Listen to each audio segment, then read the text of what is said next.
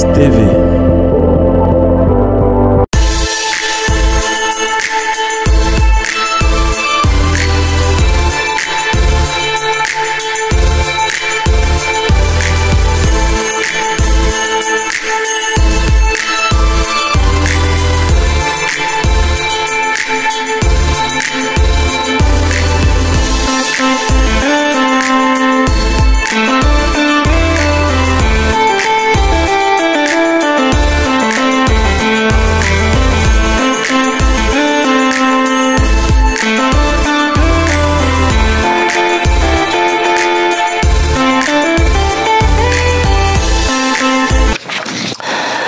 Bienvenue sur GFMS TV, c'est un plaisir renouvelé, n'est-ce pas, de vous savoir nombreux à l'écoute de nos programmes. Vous êtes donc en train de suivre ce matin Classico, donc c'est votre émission de débat qui anime donc l'actualité de la semaine. On va aborder le sujet concernant l'international sénégalais Idrissa Gana Gueye qui fait donc l'objet de beaucoup de critiques dans les médias en France surtout et en Europe bien sûr, pour n'avoir pas joué le match face à Montpellier. L'international sénégalais champion d'Afrique était dans les tribunes et notons que lors de cette 37e et avant-dernière journée du championnat français de Ligue 1, cette journée est attribuée à la lutte contre l'homophobie. Donc les maillots, n'est-ce pas, devaient être floqués aux couleurs arc-en-ciel pour marquer, n'est-ce pas, la lutte contre l'homophobie. On va donc chercher à comprendre pourquoi cet acharnement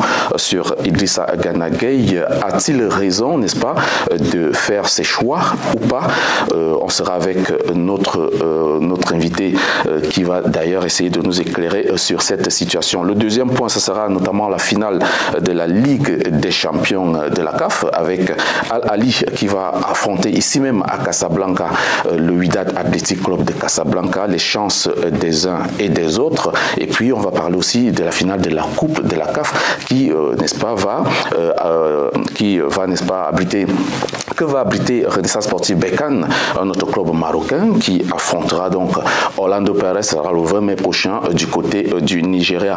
Et enfin, on parlera du Ballon d'Or. Du Ballon d'Or, certainement, ça se jouera entre Karim Benzema, l'international français, et Sadio Mané, l'international sénégalais. Les chances de Sadio Mané pour pouvoir, n'est-ce pas, décrocher ce Ballon d'Or, peut-être le deuxième pour le continent africain. Restez scotchés, je marque un temps de pause et puis je reviens derrière en vous présentant bien sûr mon invité. GFMS TV.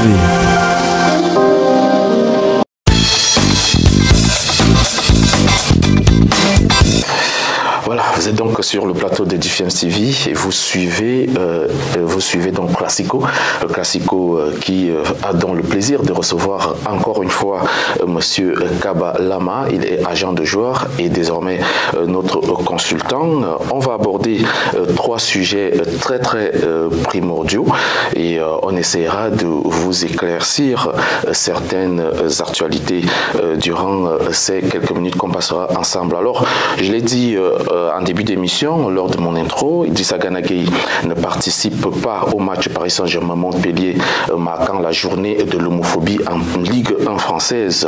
Et, n'est-ce pas, il est traité de tous les noms sur les réseaux sociaux et également fait l'objet de beaucoup de critiques sur les plateaux de télé en France et autres. Je vous invite, avant de faire entrer Kaba Lama, à écouter cet extrait de Roten. Roten, c'est un ancien footballeur français qui anime une émission dans une chaîne de télévision française. Et toute forme de discrimination, d'accord? Il y a la campagne l'UEFA où l'UEFA met souvent en avant le racisme.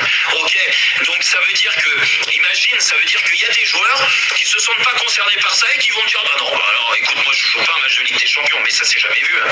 Ça s'est jamais vu. Et tu sais que de toute façon, tu dois fermer ta tronche parce que tu es là, que tu sois d'accord ou pas d'accord, tu es là pour représenter un maillot, on a le même maillot, d'accord, et contre le racisme ou contre l'homophobie, aujourd'hui, c'est la même chose. On doit combattre cette discrimination, c'est aussi simple que ça. Et comment tu peux aller dans le sens d'un joueur qui refuse ça? Mais c'est une faute professionnelle, mais pire que ça. Tu te rends compte le message envoyé, alors que tout le monde aujourd'hui se bat pour qu'en effet, il n'y ait plus que les gens qui soient aujourd'hui homosexuels arrivent à faire leur coming out, même dans le vestiaire. Même dans le vestiaire, pour qu'ils soient respectés comme tous les autres, parce que ça fait partie de la vie aujourd'hui, il faut être ouvert. Quand même, on a une ouverture d'esprit aujourd'hui. Mais comment lui peut rester enfermé là-dedans? Et comment personne le remet en avant? Et toi, personne le remet dans le droit chemin? Parce que c'est lui qui doit être dans le droit chemin aujourd'hui. Lui, il décide de pas jouer. Parce que le maillot, il est arc-en-ciel, le numéro, et le flocage. Voilà, donc je préfère, n'est-ce pas, m'arrêter là. On a quand même suivi l'essentiel de cette sortie de Jérôme Roten. Je rappelle que c'est un ancien joueur, un ancien international français. Il a joué au Paris Saint-Germain et il anime une émission dans une chaîne de télé française. Alors, Kabalama d'abord, bonjour. Bonjour Bertrand. C'est un plaisir renouvelé, je vais très bien. Partagez. Toujours heureux de vous savoir présent ici pour essayer, n'est-ce pas, de participer avec nous dans cette émission. Alors, on va, n'est-ce pas, commencer très rapidement par cette sortie de Jérôme Roten. Est-ce que vous comprenez un peu tout de même l'intervention de Jérôme Roten? Il est carrément hors de lui, ce mec. Il a osé hausser le ton et il a demandé à Adissa Ganagay de fermer sa tronche. Vous voyez un peu à quel niveau un manque de respect total dans les propos de Jérôme Roten, justement parce que quelqu'un a, n'est-ce pas, eu le droit d'assister ou non à un événement. Bon, encore une fois, merci à tous les téléspectateurs qui suivent la grande télé d'IFM TV. C'est un plaisir et un honneur toujours d'être là pour parler de ces sujets et donner mon avis par rapport à ces genres de situations. Voilà, ici, j'ai bien écouté Jérôme. Jérôme, c'est, comme vous le dites, c'est un ancien footballeur. Un professionnel dans l'âme qui s'autorise aujourd'hui à donner sa version des faits dans ce contexte de façon très alarmante, s'il le faut dire comme ça. Mais moi, je pense que ça ne me surprend guère. Sa réaction ne me surprend pas. Ça, c'est pas lui seul, c'est la réaction de l'ensemble de l'opinion occidentale qui, sur ce sujet, va se prononcer de la même façon, va se prononcer de la même manière et avec les mêmes tons. Voilà, parce que, vous savez, l'histoire est têtue. L'histoire est têtue et les gens ont toujours pensé qu'on doit penser comme eux. Ils ont toujours pensé qu'on doit réfléchir comme eux. Ils ont toujours pensé qu'ils ont le meilleur état d'esprit, les meilleurs principes et les meilleures idéologies. Ouais. Donc, si aujourd'hui ils s'alarment contre Idriss... Les gens en général, vous voulez parler de l'Occident, toujours en train de vouloir donner des leçons. Je parle de l'Occident en général. Ils sont toujours les donneurs de leçons, ils sont toujours les personnes de bonne vertu, de bons principes. Et ils ont toujours voulu penser à notre place et ils ont toujours voulu qu'on pense à leur façon, qu'on pense à leur manière. Et donc c'est même écœurant, c'est même humiliant de comprendre que jusqu'à présent, au XXIe siècle, des gens comme Roten peuvent réagir de la sorte par rapport à quelqu'un qui n'a que faire respecter ses principes, respecter sa communauté, si vous voulez, en général, et sa confession. Voilà, c'est comme si on voulait le priver de sa liberté d'expression, de sa liberté d'agir et de sa liberté de fait. D'accord? C'est quand même écœurant depuis que j'ai commencé à entendre bruiter autour de cela. Moi, je pense que il faut que ces gens aient raison gardée. Il faut qu'ils nous respectent à la fin. Parce que je pense que c'est un manque de respect total qu'on est en train d'administrer à Ganagay. C'est un manque de considération. De considération. L'aspect humain est parti parti. Est-ce que vous pouvez obliger quelqu'un à se départir de sa confession? Est-ce que vous pouvez obliger quelqu'un à se départir de l'éducation de famille qu'il a reçue? Est-ce que vous pouvez obliger quelqu'un à réfléchir comme vous? C'est de ça qu'il s'agit.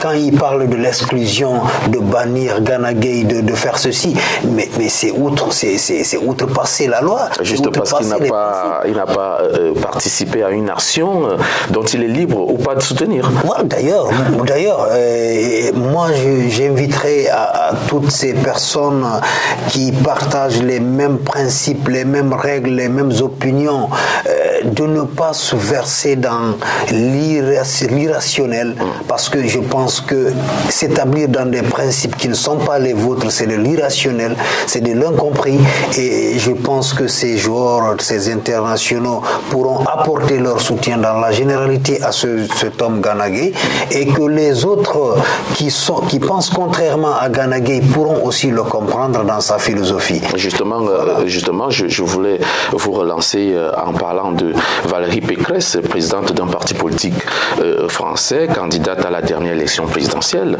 qui a demandé des sanctions, n'est-ce pas, contre Idrissa Gana Gueye. Est-ce que vous comprenez un peu la sortie de ce mouvement politique ou de l'opinion française?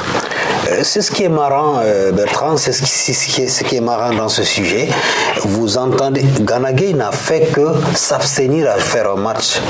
Mais on a les Éric Zemmour en France, qui n'ont jamais été sanctionnés, qui n'ont jamais été mis en cause par rapport à tout ce qu'il est en train de dire, à la propagandiste de la xénophobie dont il est l'auteur aujourd'hui, le patron.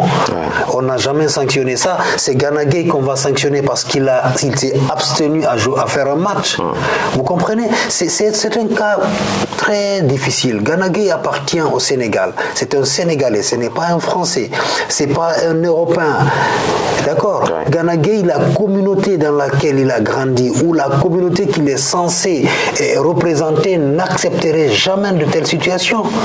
C'est le cas, par exemple, je vous donne un exemple d'un jeune Wally Seck, qui est un artiste de renommée internationale, qui a juste, pour avoir porté un drapeau arboré de couleur arc-en-ciel, ça a créé des tollés. Il a fallu que le monsieur rappelle, fasse une conférence de presse pour s'expliquer. Gana Gueye vit dans cette communauté. Oui, je rappelle que l'Afrique ne reconnaît pas, beaucoup d'États africains ne reconnaissent pas l'homosexualité, mais que quand on regarde bien Gana Gueye, il est d'abord sénégalais, vous l'avez mentionné tout à l'heure. D'ailleurs, le président de la République sénégalaise, son Excellence Macky Sall, a fait un tweet, il a fait une sortie où il a mentionné son soutien à Idrissa Gana Gueye. Je rappelle, je soutiens Idrissa Gana Gueye, ses convictions religieuses doivent être respectées. Ça, c'est le mot d'ordre de Macky Sall. C'est pour dire quand même que au Sénégal, il y a quand même des gens, n'est-ce pas, surtout les hautes autorités, qui ont compris l'action menée par Idrissa Gana Gueye et qui le soutiennent parce que c'est un exemple pour la jeunesse non seulement sénégalaise mais africaine. Ben oui, Ghana c'est un exemple. Ghana c'est un exemple parce que vous comprendriez que ce sont des gens qui sont toujours d'ailleurs victimes de xénophobie et que les gens restent dans les stades, on les regarde en chien de faïence et qui sont victimes de ça, mais ils n'en ont pas fait un problème parce que c'est une partie de la population européenne ou occidentale qui comprennent comme ça la chose. Donc c'est peut-être une éducation ou un principe qu'ils ont acté dans leur comportement. Ghana aujourd'hui, le soutien de Macky Sall, le président du Sénégal, était salutaire pour Gana Gueye parce que Ghana n'a fait que manifester l'esprit et les principes moraux, vitaux qui aujourd'hui organisent la société dans laquelle il a grandi, dans laquelle il s'est vu épanouir. Donc je pense que parlant de ça, moi je suis très écœuré en parlant de ce sujet. Vous comprendrez, même dans mon langage, je ne suis pas trop libéré parce que je suis outré de comprendre que les gens ne respectent pas les autres et que à chaque étape de la vie, les gens pensent qu'on doit penser comme eux pour être réel, qu'on doit faire comme eux pour être exemplaire. C'est ce qui est bizarre dans cette histoire. Mais il faut dire que cette prise, cet achat de conscience, moi je vais l'appeler ainsi, de certaines puissances, va un peu à tous les niveaux. On vient vous imposer des langues, on vient vous imposer des cultures, on vient vous imposer même la manière de manger à table. Et puis même maintenant, on va vous imposer aussi des orientations sexuelles. Oui, ça devient un peu quelque chose d'assez important pour nos jeunes frères qui viennent derrière aujourd'hui, parce qu'il y a une propagande criade de l'homosexualité dans le monde aujourd'hui. Sauf que l'Afrique a toujours gardé ses valeurs. Mais je n'arrive pas à comprendre aussi, M. Kaba, le fait qu'en Afrique, nous on connaît la polygamie. Mais lorsqu'on parle de polygamie en Occident, c'est un crime. C'est un tabou. C'est un tabou. Et pourquoi est-ce que les meilleures valeurs, entre guillemets, ne sont prônées que, voilà, ne sont considérées que celles de l'Occident? Pourquoi pas chez nous en Afrique? Vous savez, Bertrand, je dis tout à l'heure que l'histoire reste têtue, parce que je vais vous rappeler un contexte. Le contexte, c'est quoi? C'est que la première des choses, c'est que les valeurs n'existent pas pour l'Afrique, pour les Occidentaux. Les principes n'existent pas pour l'Afrique, c'est pour les Occidentaux. L'homosexualité, que ce qu'il s'agisse de la Bible, de la Torah, ou si vous voulez, du Saint-Coran, il n'y a aucune mention dans ces livres saints où l'homosexualité est accordée. D'accord? Donc, c'est que les Occidentaux veulent faire de l'homosexualité un principe religieux, un principe humain qui est accordé même dans le droit religieux. Et ce qui est faux. C'est ce qui est totalement faux. Ils veulent que la normalité soit la normale. Un homme, c'est de la normalité. C'est de l'extrême. Une femme, c'est de l'anormalité, c'est de l'extrême. Vous voulez que cette anormalité se transforme en la normale. Nous, en Afrique, nous n'avons pas encore compris ce contexte. Et on ne va pas se mettre devant la jeunesse, devant nos jeunes frères pour leur faire comprendre et leur faire accepter la normale. C'est une chose qui est anormale, on conçoit ça comme ça et nos religions n'ont pas prescrit ça pour qu'on les accepte et nous continuerons à vivre dans ce contexte. On ne dira pas parce que chaque religion a ses principes et toutes les religions convergent vers un Dieu unique qui a établi l'ordre de la vie. Et pourquoi dans tous les documents, dans tous les livres du Saint, il n'y a pas ce principe qui est acté? Pourquoi ils veulent que cette valeur européenne... Je vous donne un exemple. Allez-y, Kaba. Le port de voile en Europe, ça offusque les gens. Exactement.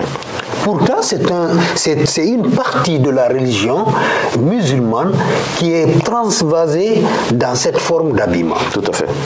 Et pourquoi ils n'acceptent pas? Pourquoi ils critiquent cela aussi? Et on nous fait comprendre qu'il faut accepter l'homophobie, qu'il faut faire la promotion de l'homosexualité. De l'homosexualité. Il faut... Non, nous, pourquoi tout à l'heure Jérôme il parlait d'engagement dans la cause commune et tout. Pourquoi alors cette cause commune? Il dit que lorsque c'est pour lutter contre le racisme, que tous les joueurs se mettent dessus. C'est un principe général, ça, le racisme. Tout à fait. On dit les races. Tout à fait. On parle de la race blanche et de la race noire. Et le racisme existe dans tous les sens. Dans tous les sens. Ouais. Qu'il s'agisse du blanc, qu'il s'agisse du noir. C'est de la réciprocité. Tout à fait. Alors que quand on parle de l'homosexualité, c'est une minorité. C'est une minorité qui est là, qui ne fait même pas dans les 7 milliards d'habitants à travers le monde aujourd'hui. Vous ne trouvez pas un tiers. Donc c'est de l'anormalité que l'Occident veut transformer en normalité, et je respecte cette décision et ce principe de Gana Gueye comme si c'était un salut pour l'exemple de la jeunesse africaine. Oui, tout à fait, parce que je vais noter aussi Max Alain Gradel, l'international ivoirien, qui soutient Idrissa Gana Gueye et qui a d'ailleurs fait une sortie. Respecter le droit des autres est un acte de savoir-vivre. Voilà ce que Max Alain Gradel a dit, et il soutient vivement Idrissa Gana Gueye. Mais on ne comprend pas pourquoi cet acharnement sur Idrissa Gana Gueye. Je vais sortir sur ce sujet juste avec une question. Un Africain qui quitte sa terre pour l'Europe, n'est-ce pas, a-t-il l'obligation de tourner le dos à ses valeurs et ses principes pour plaire, n'est-ce pas, aux Occidentaux, juste parce qu'il est, n'est-ce pas, employé de ce côté-là? Je commence par dire non. Je commence par dire non, et sévèrement non. Pourquoi? Il est très bien, quand vous vous déplacez d'un point A à un point B, c'est-à-dire d'un pays à un autre, pour y vivre, vous avez des principes et des règles avec lesquelles vous vous transportez. Vous avez une éducation avec laquelle vous bougez. Mais le problème, c'est que quand vous arrivez, vous avez l'obligation de respecter la loi. La loi, ce ne sont pas... La loi, on doit la respecter. On doit avoir le principe d'intégration. S'intégrer dans la communauté pour mieux vivre. Mais ça ne veut pas dire renouer à ses valeurs, à ses principes, à son éducation. C'est se mettre en conformité avec les règles juridiques établies par l'État de ce pays et être en commun accord avec l'esprit de ce pays, mais ne pas aussi biaiser l'éducation, les valeurs sociales, la culture et l'esprit de la religion que vous avez. Que vous avez acquis. Je suis d'accord que Gana Gueye s'intègre, mais je ne suis pas d'accord qu'on veille le faire comprendre qu'il faut abandonner sa culture, ses valeurs, ses coutumes, ses mœurs et sa religion. Oui, je rappelle que le club, le Paris Saint-Germain, a entre guillemets abandonné Idrissa Gana Gueye dans ce dossier parce que jusqu'à présent, il n'y a pas eu une sortie officielle pour protéger le joueur, sauf que l'entraîneur Pochettino a fait une déclaration en conférence de presse, c'était d'avant-match, d'après-match, bien sûr, d'après-match, où le journaliste lui a demandé si Idrissa Gana Gueye avait un problème particulier, s'il était blessé, il a carrément dit non. Et donc c'est à croire que oui, il n'était pas blessé, il a juste refusé de jouer. C'est justement aussi pour ça que tout le monde a compris que voilà, c'était pour n'est-ce pas, ne pas pouvoir aborder ce maillot. Mais je vais compléter cette information en disant qu'Idrissa Gana Gueye est très remonté contre son club. Voilà, et c'est pas la première fois. Il a rappelé qu'il y a eu un tacle, je crois, sur Kylian Mbappé aux entraînements. Et le club a affiché cela, cette vidéo-là. Ça a fait, n'est-ce pas, un tollé sur la toile. Je me rappelle. Voilà. Et il n'a pas dit un seul mot. Il aurait voulu que le club, n'est-ce pas, puisse cacher cette image-là, puisque ce sont les journalistes du club qui ont filmé cette action. Et voilà une autre sortie aussi qui fait beaucoup de bruit, dont le club est toujours muet, alors qu'il est en train de se faire lessiver sur tous les plateaux de télé et radio en Europe, carrément abandonné à lui-même. Donc, on suivra de très près ce dossier. Et nous, GFM TV, et nous soutenons avec beaucoup d'énergie Idrissa Gana Gueye, et nous sommes très fiers de son action parce que un homme, c'est ses valeurs, c'est ses principes, c'est ses racines. Lorsqu'on vous enlève cela, vous n'existez presque plus. Mesdames et messieurs, nous allons suivre notre émission bien après, mais avant, je vous invite à observer un temps de pause. Juste après la pub, je vous retrouve.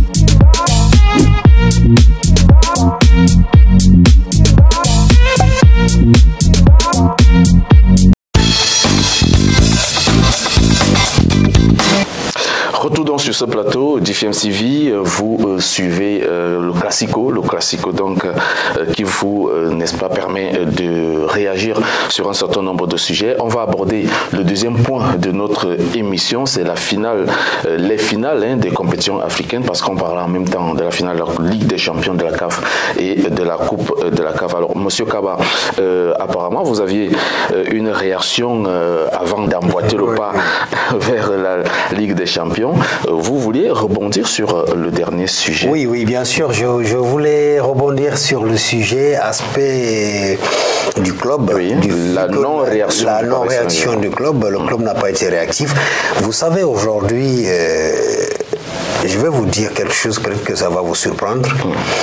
Dans ce monde aujourd'hui de business, ou dans ce monde de grand business qui est le football, ceux qui sont homosexuels sont aujourd'hui les plus riches.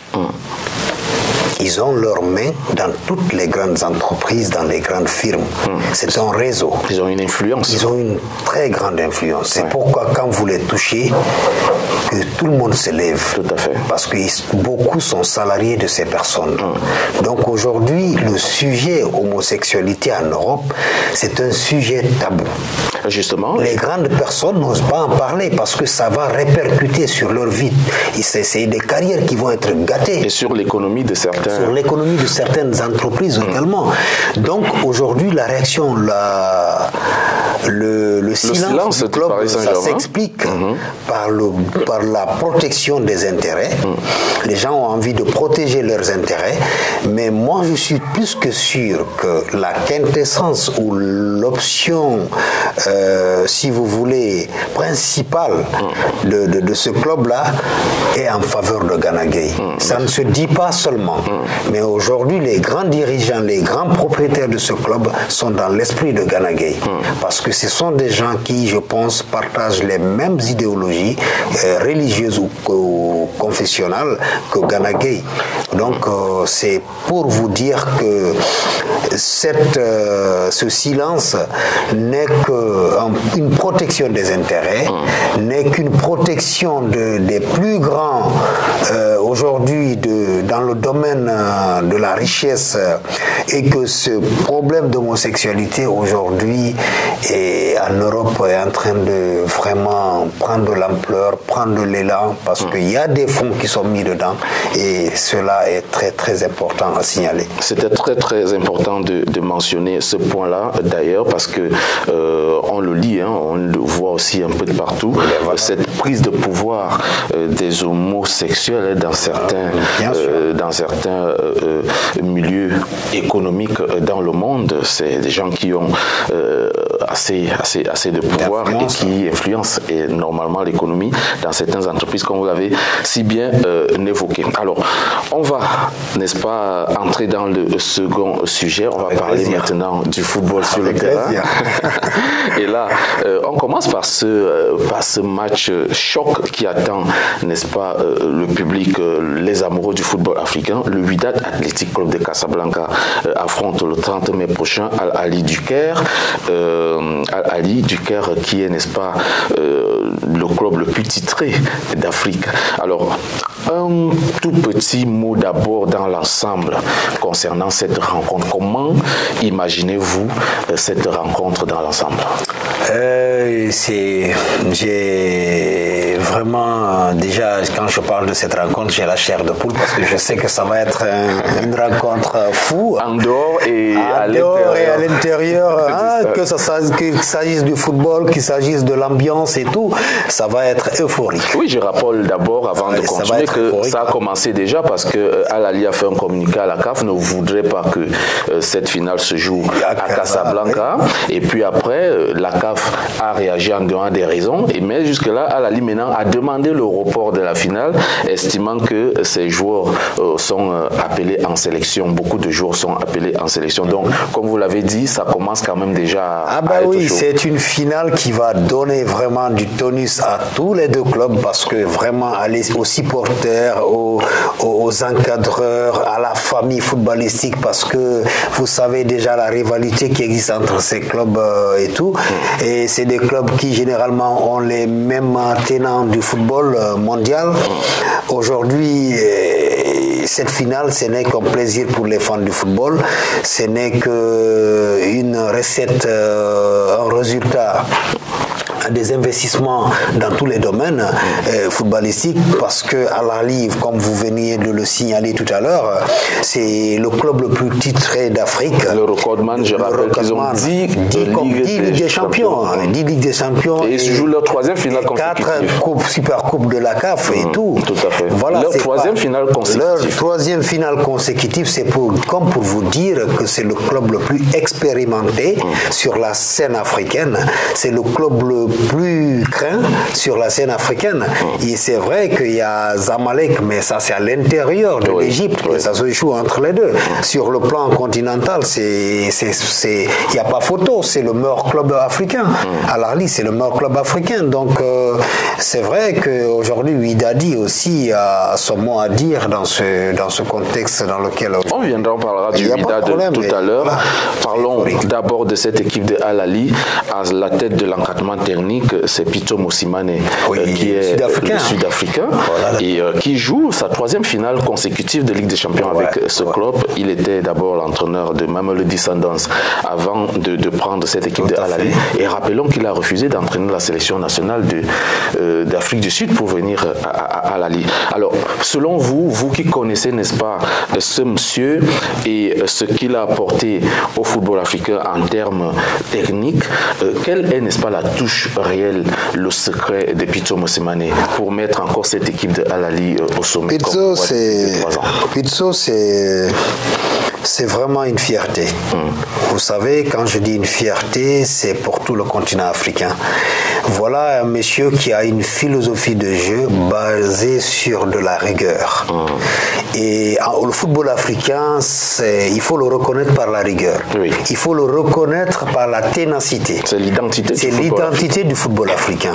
La ténacité, la rigueur, l'envie. C'est cette ténacité, l'endurance-là dont je suis en train de signaler. Et c'est ce monsieur, c'est ce qu'il a de mieux qu'il a pu donner au football africain. Il a rappelé à chaque fois sa troupe la forme, c'est-à-dire la quintessence de l'idée du football africain. C'est ce qu'aujourd'hui qui est en train de donner comme résultat à Al Ahly. Et aujourd'hui, c'est un monsieur qui se comprend très bien avec son président Mahmoud, qui ne cesse de donner, c'est-à-dire il donne la plénitude du sport à son entraîneur. C'est-à-dire c'est l'entraîneur, la confiance, il a la confiance. C'est l'entraîneur qui a besoin du genre, c'est l'entraîneur qui a besoin de tel compartiment. On ne l'impose pas une philosophie, on ne l'impose pas un caractère, on ne l'impose pas des hommes. C'est lui-même qui crée sa troupe. Donc il crée sa troupe, il fait ses recrutements, il donne ce qu'il a donné, il sait qu'est-ce qu'il a besoin, les mesures sont justes. Et le football, ça parle là. Parce que c'est l'entraîneur lui-même qui cherche ses ors. Il sait qu'est-ce qu'il a besoin. Est-ce que c'est un gars qui évolue sur un flanc? Est-ce que c'est un gars de course? Est-ce que c'est un gars défensif? Il connaît ce qu'il a besoin. Justement parce qu'il a fait venir un joueur, un international sud-africain qui fait, n'est-ce pas, de très très belles performances. Depuis qu'il est arrivé, l'attaque de Al Ahly est en mouvement.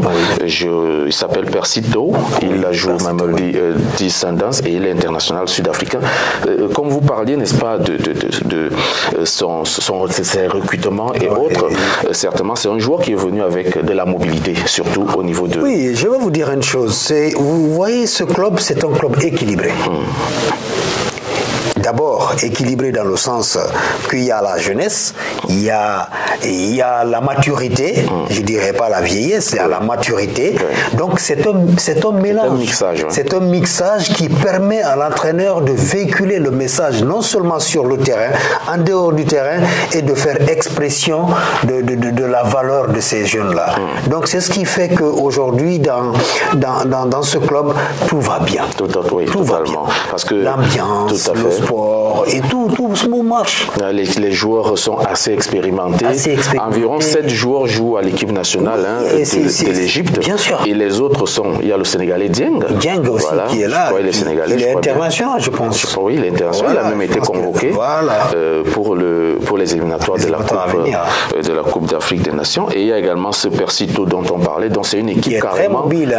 C'est un joueur d'ailleurs dont la qualité principale c'est la tranquillité. Oui. Il a une tranquillité qui ne dit pas son nom.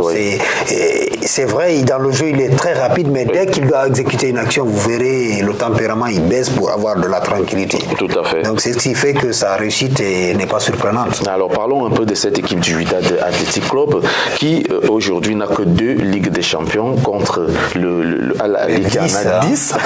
Oui, c'est la grande différence. Voilà. Mais quand même qui fait un très bon parcours en Botola. Aujourd'hui sont leaders en Botola et peuvent, n'est-ce pas, espérer remporter le titre. Mais il y a quand même quelque chose qu'il faut savoir, c'est que cette équipe a 2 joueurs congolais qui portent cette équipe. Guy Mbenza, le meilleur buteur de la Botola en ce moment. Et puis Jouvel Toumou, c'est des Congolais qui, n'est-ce pas, depuis leur arrivée, ont totalement transformé cette équipe du Wydad. Oui, transformer, même aller au-delà, transcender l'équipe, parce que aujourd'hui sur la ligne d'attaque, vous ne pouvez pas ne pas mettre ce jeune Congolais, Guy Mbenza, qui fatigue la défense. C'est un point de fixation sur lequel résiste, si vous voulez, toute la garde défensive adverse. Il pèse beaucoup lourd sur la défense, et ce qui fait généralement, ça, si vous remarquez, dès qu'il y a un changement à l'attaque, il y a un but qui vient. Dès qu'il y a un changement, il y a un but qui vient, parce que ce joueur-là, il joue de tout son pesant sur la garde défensive de l'adversaire, et puis voilà. Et ce jeune milieu de terrain qui aussi n'est pas mis à marge, qui est quelqu'un qui s'exprime de façon tranquille, qui mène sa carrière avec beaucoup d'autorité, parce que si vous voyez dans l'engagement comment il joue, c'est beaucoup d'autorité. C'est l'exemple, c'est comme un modèle de Rigobert Song à la défensive au Cameroun. Voilà, donc c'est comme un modèle comme ça au Cameroun. C'est des garçons qui essayent de faire valoir leur personnalité. Se faire respecter. Voilà, se faire respecter. Voilà. Voilà, donc c'est. Tout à fait. Je rappelle que l'équipe du Wydad est quand même aussi expérimentée. Il y a Tanya Ouiti qui est dans les buts, qui certes n'est pas titulaire en équipe nationale comme en Égypte. Nous avons Mohamed El Shenaoui qui est gardien titulaire de l'équipe nationale mais Tanya Ouiti, lui, il est quand même remplaçant dans les buts mais il flirte avec l'équipe nationale, c'est-à-dire il gagne en expérience. Ça amène un peu aussi appel à une finale assez équilibrée. Mais il y a aussi un joueur dont il faut parler, c'est Badi Aouk. C'est un joueur très intéressant dans l'entrejeu du Wydad Athletic Club de Casablanca. Et donc, l'entraîneur Walid Regragui va compter pour cette finale. Selon vous, que pensez? Est-ce que le public, on connaît très bien le public Wydadi, étant donné que la finale se joue à domicile, on peut imaginer la folie. Déjà, la folie a commencé. Déjà, c'est fou. La folie a déjà commencé. Il y a les adversaires naturels, les Rajavis qui regardent. Et donc, il y a si vous voulez, cette énergie, cette communion à faire comprendre à l'adversaire naturel que nous sommes les meilleurs. Nous sommes les meilleurs. Le football marocain est à notre disposition. Et que nous représentons le Maroc. Nous allons prendre ce trophée et devant vos yeux cette fois-ci, ce n'est pas à l'extérieur. Donc nous avons cette chance et cette autorité à vous faire vivre. Donc je pense que, comme vous le rappeliez tout à l'heure, l'expérience au niveau de la garde défensive de cette équipe de Wydadi, elle est énorme. Tout à fait. Parce qu'il y a la trentaine qui circule. Exactement, voilà. oui. Ils sont la Je moyenne crois qu'il y a d'âge un seul qui soit très jeune, qui a, je ne sais pas, 19 ans. Oui. Voilà, et sinon toute la garde défensive, elle est jusqu'à 30, 28 ans, 27 ans. Donc je pense que l'expérience va beaucoup les aider. C'est vrai que ça ne sera pas un match facile. Hein. Ça ne sera pas du tout un match facile. Tout Connaissant Al-Hali, le patron de l'Afrique, et il faut se réveiller très tôt pour Wydadi pour faire mouche. Oui, je rappelle que Al-Hali a donné des conditions pour venir jouer cette finale à Casablanca. Ils ont demandé des doléances au niveau de la CAF, surtout que les visas soient facilement octroyés à leurs supporters et à temps, bien sûr, et puis également qu'on leur réserve la moitié de la partie du stade pour qu'ils puissent aussi s'installer avec leurs supporters et bien d'autres choses pour que la finale soit un tout petit peu équilibrée. Je rappelle aussi que Al-Ahly a éliminé en temps successif de l'Algérie 4-0 à l'aller, 2 buts partout au match retour, pendant que le Wydad Casablanca sortait le Petro Atlético de Luanda 3-1 au match aller et 1 but partout au match retour. Alors pour, n'est-ce pas, tout résumer, on s'attend à une finale de folie. Ouais, ça, c'était quand même un match rêvé. Hein. Ah ben oui, c'était un match rêvé. On ne peut pas rêver mieux. Hein. On ne peut pas avoir une meilleure finale que Wydadi Al-Ahly aujourd'hui. C'est vraiment le sommet du football africain. Il faut le reconnaître. Il ne faut pas avoir peur des mots. Avoir peur des mots ou avoir le complexe de les reconnaître. Voilà, c'est vrai que chacun a ses supporters dans les clubs, chacun et tout, mais voilà, c'est le sommet du football africain aujourd'hui. Il s'établit entre ces deux formations et il faut faire avec et il faut profiter et rêver et continuer à rêver. Tout à fait. La fête du football africain, ça sera donc le 30 mai prochain ici à Casablanca au stade Mohamed V, donc cette finale entre le Wydad et Al-Ahly. On va enchaîner avec une deuxième finale.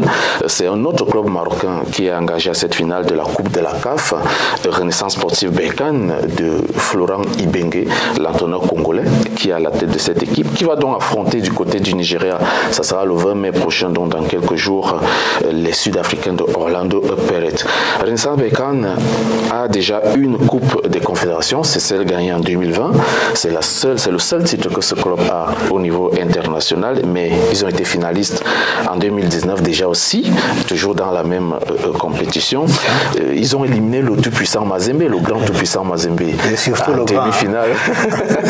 Un but partout. C'est vraiment le grand voilà, défaite 1-0 à Lubumbashi et une large victoire de 4-1 au match retour. Est-ce que c'était une victoire de Florent Ibenge qui connaît très bien le tout-puissant Mazembe ou alors c'était juste l'ensemble du travail de Renaissance Sportive Berkane, selon vous?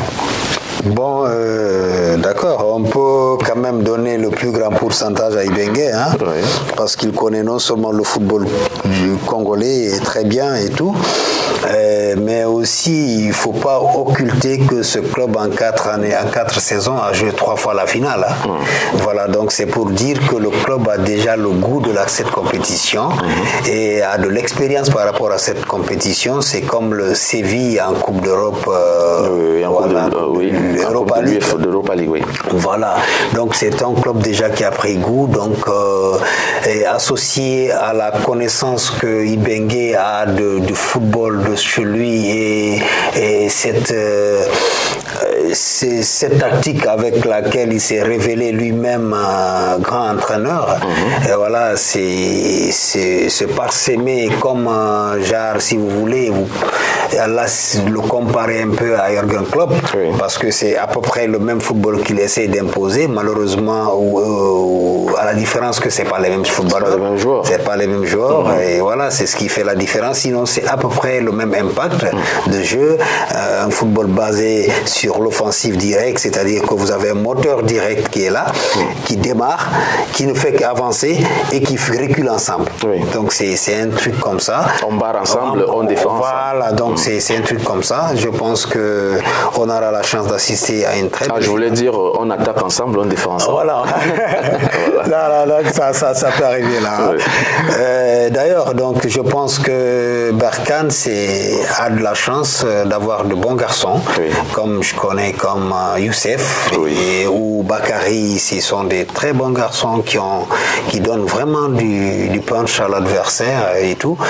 Et Bengue avec sa sorcellerie. Entre guillemets, sa sorcellerie, entre guillemets, bien sûr. Hein. Sa sorcellerie, il va... On parle souvent de sorcier blanc, lui c'est le sorcier noir. Le sorcier noir. Parce que n'oubliez pas sa façon d'évoluer. Oui. Et voilà, ça donne que... Oui, je rappelle qu'il a quand même entraîné l'équipe nationale de la République démocratique du Congo. Il a gagné le CHAN avec l'équipe. Voilà, il a entraîné AS Vita avec qui il a gagné une coupe de la CAF aussi. Une coupe de la CAF et tout. Donc ça veut dire que c'est vraiment... C'est l'un des meilleurs entraîneurs africains. C'est l'un des meilleurs entraîneurs africains, qu'on le dise ou pas. Aujourd'hui, il faut lui rendre hommage. Voilà, et j'estime que ce club de renaissance de Berkane, aujourd'hui, a beaucoup d'avantages pour pouvoir s'imposer aujourd'hui sur les toits de l'Afrique en général. Mais faites attention à Laurent Pérez.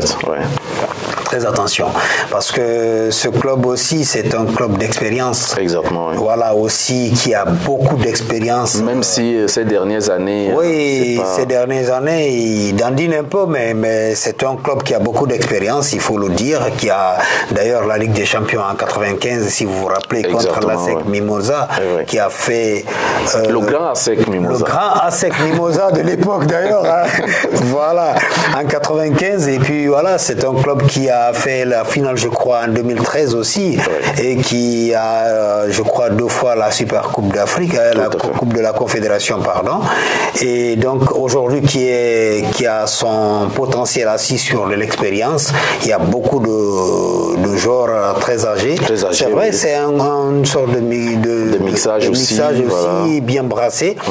Mais je pense que quand même, on aura la chance d'assister à une très belle finale, mon cher, et ça va faire plaisir aux fans du football. Ouais, les 2 finales donc à suivre, celle de la Ligue des Champions et celle de la Coupe de la CAF. Je rappelle à nos abonnés que Orlando Pirates a éliminé Al Ahly de Tripoli, le club libyen, à l'aller, victoire 2-0 et une défaite courte mais assez dangereuse au match retour 1-0. Notons que le but de Al Ahly Tripoli a intervenu à la 89e minute, donc ça a donné un tout petit peu de sueur froide à cette équipe de Orlando Pirates. Par contre, Renaissance Berkane a sorti le grand tout puissant Mazembe, une défaite à Lubumbashi, 1-0, mais une remontada, voilà, une remontada à Berkane, 4 buts à 1. Donc, on va donc vivre, n'est-ce pas, ces 2 finales avec vous, et on reviendra ici pour décortiquer, pour, n'est-ce pas, vous donner, voilà, pourquoi pas, les qualités des unes et des autres équipes. Avant de terminer pour le dernier sujet, voilà, qui va nous prendre juste quelques minutes, je marque encore une petite pause et je reviens derrière.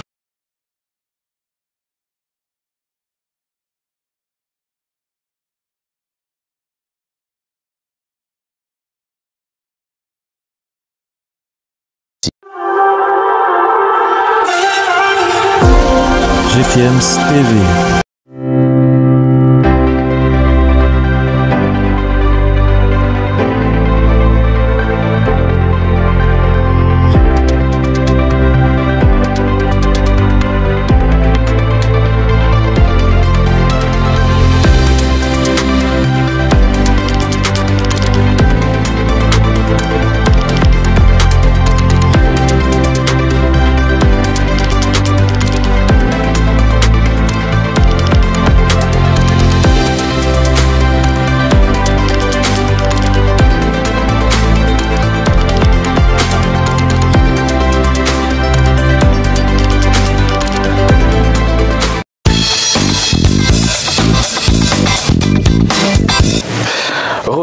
sur ce plateau GFMTV, vous êtes, n'est-ce pas, en train de suivre Classico, tous les Classicos, vous pouvez imaginer, hein, voilà, Real Barça, Paris Marseille, ASEC Mimosa Africa Sport, Raja Wydad, Al Ahly Zamalek, Hollande Paris, pourquoi pas Ascaloum Oroya, voilà.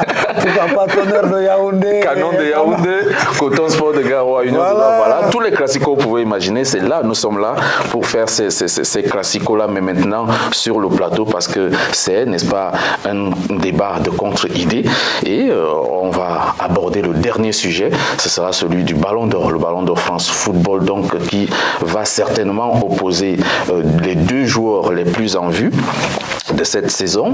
D'un côté, on a un dit représentant de l'Afrique, c'est Sadio Mané, champion d'Afrique avec le Sénégal, et qui porte, n'est-ce pas, cette équipe de Liverpool depuis 2-3 ans aujourd'hui. Et puis il y a Karim Benzema, qui est l'international français et qui porte l'équipe du Real de Madrid depuis le départ de Cristiano Ronaldo, il faut le dire. Il a très très bien assuré l'intérim. La succession. Voilà. La succession. Donc, le Ballon d'Or est donc attendu par bon nombre de fans du football et mettra donc aux prises ces deux joueurs de classe mondiale, Sadio Mané et Karim Benzema. Les deux joueurs se rencontreront donc déjà en finale de Ligue des Champions pour cette saison. Donc, France Football a érigé de nouvelles règles. Je les rappelle ici. Les journalistes vont voter. Les journalistes voteront donc. Il sera un votant par nation. Donc, il y a des journalistes et des capitaines.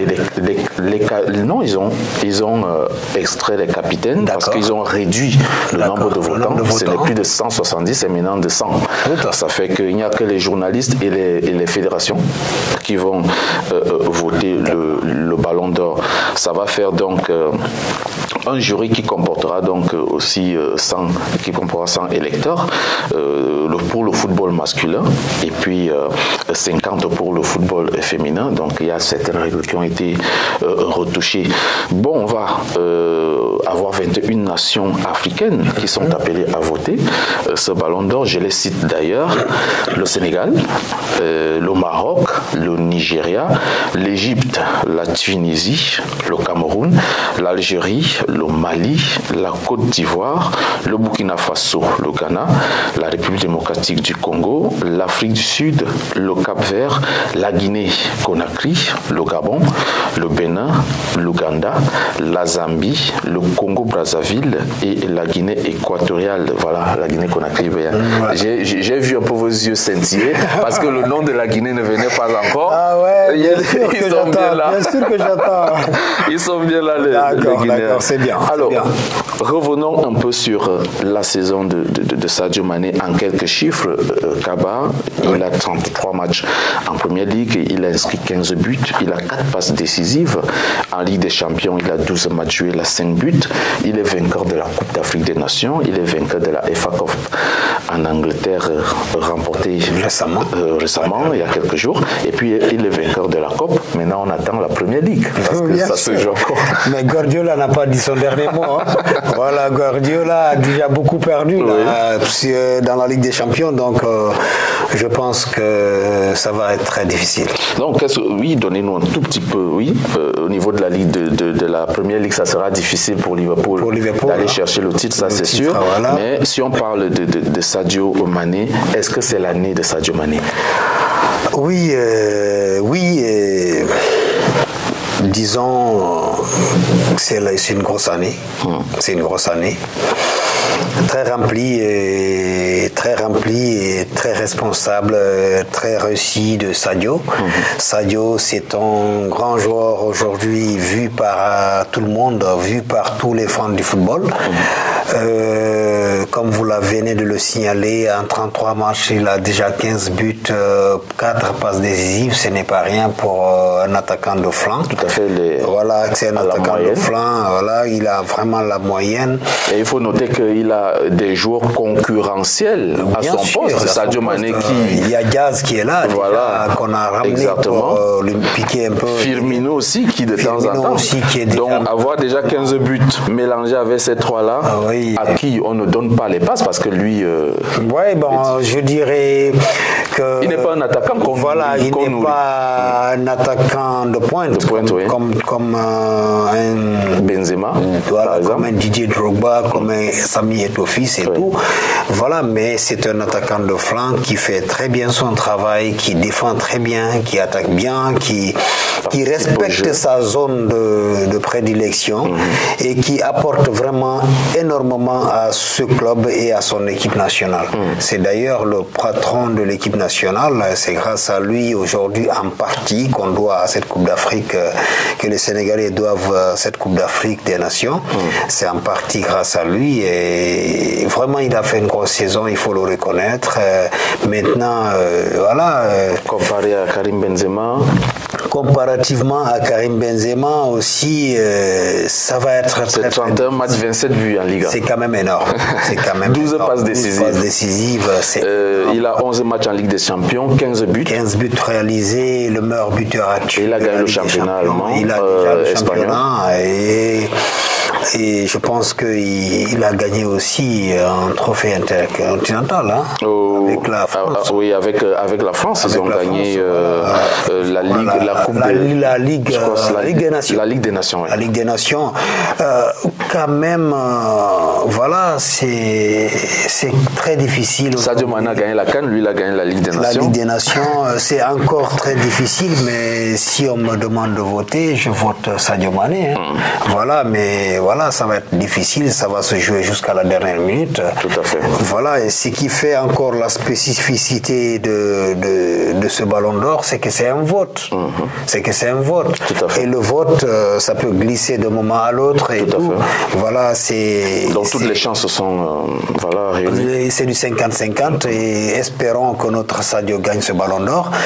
De toutes les façons, c'est vraiment notre Sadio à nous et nous espérons qu'il va remporter ce Ballon d'Or et nous faisons des prières pour lui. La saison dernière, Edouard Mendy a manqué ce Ballon d'Or alors que pour beaucoup de spécialistes, il le méritait vu la saison qu'il a opérée avec Chelsea, une Ligue des Champions et tout ce qu'il a fait comme clean sheet et autres. Est-ce que les joueurs africains sont un tout petit peu souvent discriminés lors de la comment dirais-je de l'octroi de cette distinction? Vous savez, je dirais pas discriminé, mais je dirais qu'il y a un manque de reconnaissance. Un manque de reconnaissance, sinon un Eto'o-Fils aurait eu un Ballon d'Or. Et il y a un manque de reconnaissance, il y a non seulement de nos compétitions à nous, la Coupe d'Afrique est mise en marche comme une compétition de moindre envergure pendant que ce n'est pas ça. Et c'est une grande compétition comme la Coupe d'Europe, comme la Coupe de l'Amérique, et ainsi de suite. Mais la reconnaissance à cette compétition a un peu de peine à venir du côté des dirigeants. Je rappelle qu'il y a quelqu'un, je vais le nommer, oui, allez-y, c'est normal. Qui a parlé de tournoi. Voilà, de club. Klopp, l'entraîneur l'a dit, c'est un tournoi. Voilà. Donc ça veut dire. Si derrière il a voulu se. Voilà, il a voulu se racheter, mais nous on comprend déjà, ce sont des idées qui sont derrière, un manque de reconnaissance à nos compétitions. Et aujourd'hui, comme je vous l'ai dit, c'est un vote qui va se faire et les êtres humains en ce moment n'agissent pas qu'en valeur, mais ils agissent aussi avec l'humeur, avec le cœur. Donc à ce stade de la compétition, je connais des manquements qui ont eu à ce Ballon d'Or et tout. Il y a eu tellement de manquements à ce Ballon d'Or que moi personnellement, c'est un trophée que je ne mets pas toujours au sommet. Oui. Voilà, parce que il y a toujours des manquements. J'ai vu le manquement sur Lewandowski. J'ai vu le manquement sur Edouard Mendy. On a vu des manquements sur Iniesta, sur Franck Ribéry, Cannavaro, sur Thierry Henry, les Cannavaro à la place de Zidane. Il y a eu beaucoup de manquements dans ce Ballon d'Or. C'est parce que c'est des votes. Ce n'est pas de la réalité. Je dirais un peu de fiction dessus. Voilà, comment comprendre aussi que les pays africains délaissent souvent parfois les joueurs africains pour aller voter les joueurs d'autres continents? Parce que l'année dernière, Messi l'a eu, alors que beaucoup ont contesté le Ballon d'Or de Messi l'année dernière. Il n'a pratiquement pas été au sommet avec le Paris Saint-Germain, même avec l'équipe de Barcelone, l'équipe nationale. Par contre, il y a des pays africains qui ont voté pour Messi au lieu de voter Dormendi. Bon, sur la question de Messi, peut-être que moi je dirais que les gens ont plutôt récompensé l'image. Vous savez, je vous ai toujours dit que nous évoluons dans un monde de business où il y a des joueurs qui ne rentabilisent pas les charges liées au trophée. Et donc, on fera tout pour que ces joueurs-là ne le remportent pas. Parce qu'ils ont besoin de vendre les images, ils ont besoin d'avoir ces revenus-là pour payer les charges qui ont accompagné la création, la fondation ou l'accompagnement des trophées. Donc, il y a beaucoup de choses qui rentrent en jeu dont les gens ignorent. Donc, business. C'est du business. C'est le foot, c'est du business. Donc, si vous n'êtes pas ouvert à leur faire disposer ce dont ils recherchent, je pense que ça va être très compliqué. Bon, je les accuse pas de tricheurs ou quoi, mais je suis en train de donner une analyse personnelle, des autocritiques qui vont dans le sens de ma compréhension de ce Ballon d'Or, de ces trophées personnels et individuels. Donc, je pense que c'est un truc comme ça. Et nous souhaitons une très bonne chance à Sadio Mané.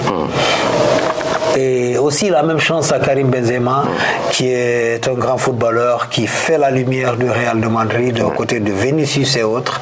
Donc nous les souhaitons bonne chance et nous espérons que ce Ballon d'Or donnera un bon verdict à notre faveur. Est-ce que pour vous, vous pensez que le vainqueur de la Ligue des Champions, Sadio Mané du côté de Liverpool, Karim Benzema du côté du Real, celui qui gagnera pourra, n'est-ce pas, faire taire le suspense? Le suspense, je ne pense pas. Je ne pense pas que... Je pense que ça peut argumenter, ça peut donner des arguments à ceux-là qui ont lié leur analyse à la finale de la Ligue des Champions, mais je pense que ce Ballon d'Or est déjà joué. Voilà. Donc je ne pense pas que le Ballon d'Or soit très affectant dans l'attribution de ce Ballon d'Or. Voilà, donc, le Ballon d'Or est déjà joué. Ouais. Alors, voilà donc un dernier mot. Oui. Merci. Merci à JFM TV et merci de me donner la chance de m'exprimer sur ce plateau et que Dieu veille sur cette télé et que les téléspectateurs puissent avoir le goût de nous suivre. Et encore merci à JFM, merci à toi Bertrand. Merci à toi. Merci aux techniciens derrière. C'est toute une équipe, c'est nous qui vous remercions pour le temps que vous nous attribuez pour nous accompagner dans ce projet. Il faut avouer que ce n'est pas facile pour vous, mais vous faites tout pour honorer nos invitations et vous êtes d'ailleurs chez vous. Vous êtes désormais le consultant attitré de cette émission de Classico et vous serez toujours là à chaque fois que vous pourrez, bien sûr, pour nous accompagner. Mesdames et messieurs, plaisir. On a donc terminé avec Classico. Classico, c'était donc 3 sujets majeurs que vous avez eu le plaisir de vivre avec nous. Moi, je suis très heureux de vous avoir eu ce matin, d'avoir été parmi vous. Monsieur Kaba également. On se dit à la prochaine. À la prochaine. Voilà. Portez-vous bien. Bien de choses aussi aux téléspectateurs. Portez-vous bien et que Dieu vous bénisse. Amen.